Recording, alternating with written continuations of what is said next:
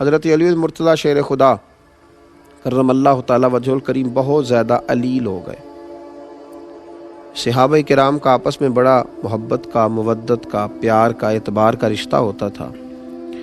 کچھ صحابہ ان کی تیمارداری کرنے آئے اور آ کر کے کہا کہ علی آپ بڑے بیمار ہو گئے اور بڑی آپ کمزور ہیں۔ حضرت علی اٹھتے تھے تو ٹانگوں پہ راشہ طاری تھا، تو آپ کچھ صحابہ تو رونے لگے ان کی محبت میں کہ حضور آپ اتنے کمزور ہو گئے۔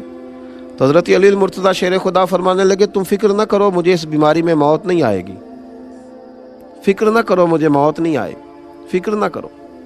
کہتے ہم نے غور سے مولا کائنات کا چہرہ دیکھا، حضور موت نہیں آئے گی، کیا مطلب؟ آپ فرمانے لگے غور سے نہ دیکھو، اپنی بات نہیں کر رہا، اپنے محبوب کی حدیث پر اپنے یقین کی بات کر رہا ہوں۔ میں اس یقین کامل کو بیان کر رہا ہوں جو مجھے اپنے نبی پاک علیہ السلام کے فرمان پہ، پہاڑوں سے زیادہ میرا یقین کامل ہے حضور کے فرمان پر۔ حضور کیا مطلب؟ تو حضرت علی کہنے لگا میں ایک دفعہ اسی طرح بیمار ہوا تھا، اللہ کے محبوب علیہ السلام نے کرم نوازی کی اور حضور میری تیمارداری کو آئے تھے، اور جب نبی کریم علیہ السلام تشریف لائے تو میں نے عرض کی حضور میں بڑا کمزور ہو گیا ہوں۔ تو محبوب نے فرمایا علی تو بیماری سے دنیا سے نہیں جائے گا، دنیا سے اس وقت جائے گا جب تجھے تلوار کی ضرب لگے گی اور تیری داڑھی خون سے رنگین ہو جائے گی، پھر تو جائے گا۔ تو حضرت علی المرتضیٰ فرمانے لگے اس لیے میں دنیا سے نہیں جاؤں گا، میں شیر ہوں تو میدان میں ہی جان دوں گا، اور میری داڑھی سرخ ہوگی تو پھر جاؤں گا۔ یہ حضور کے فرمان پر میرا یقین ہے۔ تو حضرت سراقہ بن مالک رضی اللہ تعالیٰ عنہ، جن کو حضور نے ہجرت کی رات کہا تھا کہ کسریٰ کے بادشاہ کے کنگن بڑے معروف ہیں اور ایک وقت آئے گا کہ میرے غلام اس علاقے کو فتح کریں گے تو وہ کنگن تیرے ہاتھوں میں آئیں گے۔ حضرت سراقہ بن مالک رضی اللہ تعالیٰ عنہ ایک جنگ میں صحابہ کے ساتھ گئے تھے، یہودی قلعہ بند ہو گئے، بڑے بڑی دیواریں تھیں قلعے کی، یہودی اندر بند ہو گئے، تو دروازہ اندر سے کھولتے نہیں، باہر آتے نہیں، اب کیسے انہیں قابو کیا جائے؟ تو جناب سراقہ بن مالک فرمانے لگے مجھے منجنیق میں رکھ کے اندر پھینکو، میں اندر سے جا کے دروازہ کھول دیتا ہوں۔ کچھ لوگوں نے کہا حضور پہلی تو بات یہ ہے کہ جب آپ اندر گریں گے تو آپ کی کوئی ہڈی ہی سلامت نہیں بچے گی، اگر بچ بھی گئی تو جب یہودیوں کے نرغے میں آپ گریں گے تو آپ کو وہ کیا زندہ چھوڑیں گے جو آپ دروازہ کھولیں گے؟ تو جناب سراقہ بن مالک کی آنکھوں میں چمک، چھڑی کے سہارے کھڑے ہو گئے، فرمانے لگے تم مجھے پھینکو، مجھے موت نہیں آئے گی، میں تمہیں دروازہ کھول کے بتاؤں گا۔ اگر ہو یقین کامل تو کٹ جاتی ہیں زنجیریں، اگر ہو ذوق جنوں پیدا تو کٹ جاتی ہیں زنجیریں۔ فرمایا پھینکو مجھے، میں تمہیں دروازہ کھول کر کے دکھاؤں گا۔ میرے عزیزو، پھینکا گیا حضرت سراقہ بن مالک کو منجنیق میں رکھ کے۔ پھینکنے سے قبل لوگوں نے کہا ہمیں بتائیں تو صحیح کہ آپ کیسے بچیں گے؟ فرمایا یہ بعد میں بتاؤں گا۔ جب انہیں پھینکا گیا تو انہوں نے واقعی دروازہ کھول دیا۔ چند گھنٹوں کے بعد کپڑے جھاڑتے ہوئے آئے، کچھ دیر کی جنگ ہوئی، اللہ نے مسلمانوں کو کامیابیاں دی تو لوگ ان کے قریب گئے، جا کے کہا حضور آپ کو کیسے خبر تھی کہ آپ کو کچھ بھی نہیں ہوگا؟ تو جناب سراقہ بن مالک رو پڑے، فرمایا میرے نبی پاک نے فرمایا تھا تیرے ہاتھوں میں کسریٰ کے کنگن آئیں گے، ابھی کنگن آئے نہیں، جب تک کنگن نہیں آئیں گے جناب اسرائیل بھی کوئی نہیں آئیں گے، وہ بھی اسی دن آئیں گے جس دن کنگن آئیں گے۔ یہ میرا یقین کامل تھا، یہ کیسے ہو سکتا ہے موت آ جائے؟ مضبوطی ایمان یہ انسان کو مضبوط کرتی ہے جینے کا، ورنہ تو لوگ ڈبل مائنڈڈ ہیں، کبھی ادھر گرتے ہیں کبھی ادھر گرتے ہیں اپنے اندر۔ وہ میرے اعلیٰ حضرت فاضل بریلوی رحمۃ اللہ تعالیٰ علیہ حج کے لیے تشریف لے جا رہے تھے، طوفان آ گیا، دریا میں مد و جزر ہے۔ آپ کو پتہ ہے جب تھوڑا سا حالات خراب ہوتے ہیں تو لوگوں کو فٹافٹ دعائیں التجائیں یاد آتی ہیں، لوگوں نے اللہ کے ساتھ دکھوں کا رشتہ رکھا ہوا ہے، کمزوریاں آتی ہیں تو فٹافٹ لوگوں کو عبادات یاد آتی ہیں، اور جب خوشی آتی ہے تو پھر لوگ معاذ اللہ تعالیٰ شیطان کو راضی کرتے ہیں۔ اب یہ جو خوشیوں کا رشتہ ہے یہ سارا اسی کے ساتھ رکھا ہے۔ ذرا مد و جزر آنے لگا، طوفان آنے لگا دریا میں تو لوگ تڑپنے لگے، دعائیں کرنے لگے۔ اعلیٰ حضرت کی خدمت میں بھی لوگ آئے، آپ بھی جہاز میں، بحری جہاز میں بیٹھے تھے، حضور دعا کرا دیں۔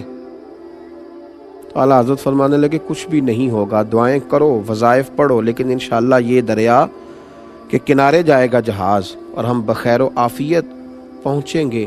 کہا حضور آپ دعا کرا دیں۔ فرمایا میں کرا دیتا ہوں لیکن پریشان ہونے کی ضرورت نہیں ہے۔ لوگ شکوہ کرنے لگے کہ ہم دعا کے لیے کہہ رہے ہیں اور وہ یہ کہہ رہے ہیں کہ آپ پریشان نہ ہوں۔ چلیے کچھ لوگوں نے تنقید بھی کر ڈالی. تنقید آسان کام ہے, ذرا جلدی ہو جاتی ہے. تنقید بھی کر ڈالی کہ دعا کے لیے کہا تھا لیکن اس طرح انہوں نے نہیں کرائی جیسے کرانی چاہیے تھی. لیکن قربان جائیے, تھوڑا ہی وقت گزرا تو دریا کا طوفان تھم گیا. جن لوگوں کا خیال تھا نا کہ اب بچیں گے نہیں, معاذ اللہ ڈوبیں گے, وہ بھی کنارے تک لگ گئے. اب آہستہ آہستہ حالات بدلتے ہیں تو شرمندگیاں بھی آتی ہیں, لیکن گیا ہوا وقت نہیں لوٹا کرتا. قریب گئے, معذرت کرنے لگے, حضور غلطی ہو گئی, برا سوچا. کچھ کی زبانوں سے برے جملے بھی نکل گئے, پر آپ بتائیے آپ کو کیسے یقین تھا کہ یہ اس جہاز کو حادثہ نہیں ہوگا, یہ کنارے تک جائے گا؟ تو اعلیٰ حضرت فرمانے لگے جو دعائیں میرے نبی پاک علیہ السلام نے بیان کی ہیں میں نے بیٹھتے ہی ساری تلاوت کر لی تھی. یہ کیسے ہو سکتا ہے کہ نبی کریم علیہ السلام کا فرمان درست نہ ہو؟ تو میرے یقین کامل نے دیکھیں نا, مدینے میں زلزلہ آ گیا تو انسان کا یقین اگر مضبوط ہو, کردار اگر پختہ ہو, اسے خبر ہو کہ میں کیا ہوں, پھر خوف کاہے کا؟ پھر آنے والے حالات اور مد و جزر کے ساتھ اس کی پریشانی کاہے کی؟ پھر تڑپنا کاہے کا؟ پھر چہرے پر اس کے بال کاہے کہ مدینے میں زلزلہ ہے, حضرت عمر کھڑے ہیں, ہاتھ میں درہ اٹھایا تو زور سے زمین پہ درہ مارا, فرمایا زمین ٹھہر جا, زلزلہ بند کر. یا پھر عمر کو بتا, کیا عمر نے تیرے اوپر کوئی ناانصافی کی ہے, کوئی ظلم کیا ہے, کوئی زیادتی کی ہے؟ کیا عمر نے کوئی ایسا کام کیا ہے جس کی وجہ سے تو کام پہ یا پھر ٹھہر جا؟ تو لوگ کہتے ہیں عمر کا درہ کیا چلا, زمین کا زلزلہ بھی رک گیا. یہ وہ یقین ہے. حضرت سعد بن ابی وقاص نے جب آپ نے بھیجا نا حضرت سعد بن ابی وقاص کو دور دراز علاقوں میں جہاد کے لیے, تو حضرت سعد نے کہا تھا حضور کو نصیحت کریں, تو فرمایا اپنی توجہ اپنے رب کی جانب رکھنا. حضرت عمر نے کہا اپنے یقین کو کمزور نہ پڑنے دینا, دیکھنا حالات کی رو میں بہہ نہ جانا, لوگ تمہیں بڑی داستانیں سنائیں گے لیکن خیال رکھنا. تو حضرت سعد بن ابی وقاص رضی اللہ تعالیٰ عنہ نے بھی اس کا پورا ہی خیال رکھا, پورا ہی لحاظ فرمایا, پوری ہی توجہ کی. آپ فرماتے ہیں جب ہم جا رہے تھے نا جہاد کے لیے تو رستے میں ایک دریا آ گیا. حضرت سعد بن ابی وقاص کمان کر رہے ہیں, بھیجنے والے سیدنا فاروق اعظم ہیں رضی اللہ تعالیٰ. فرماتے رستے میں دریا آ گیا. اب صحابہ کہنے لگے سعد اب کیا کریں گے؟ فرمایا اب کیا کرنا ہے, اپنے رب پہ یقین کامل ہے, اس سے التجائیں کریں گے. تو حضرت سعد رضی اللہ تعالیٰ عنہ نے امت کو یقین کا حوصلہ دیا. ہم روحانی لوگ ہیں, ہمارے پیچھے روحانی قوتیں ہوتی ہیں, ہمارا رب ہماری مدد فرماتا ہے.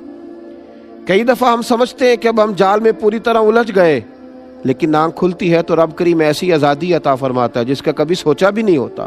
میرے بھائی, دریا کنارے کھڑے ہو کر کے حضرت سیدنا سعد بن ابی وقاص فرمانے لگے, او دریا اگر تو حضرت موسیٰ علیہ السلام کی نافرمان قوم کو رستہ دے سکتا ہے تو ہم تو نبی پاک کے وفادار غلام ہیں, ہم تو حضور کے اطاعت شعار ہیں, ہمارا یقین بڑا مضبوط ہے.